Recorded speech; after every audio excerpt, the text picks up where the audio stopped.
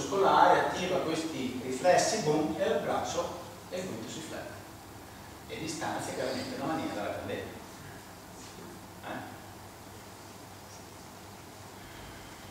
Baropressori forniscono informazioni al mio carico.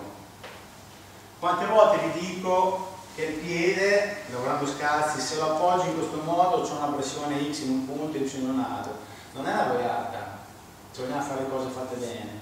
Il tappetino è alto da 5, 7, 10 mm. 10 mm in un sistema corporeo sono enormi per gli stimoli ascendenti. Cosa succede di grave se lo faccio così? Nulla, ma non percepisco dov'è sto oggetto il piede, siamo sempre sul percepire. Se percepisco che il piede cambia il suo appoggio rispetto al tappetino, ho già un dato in più.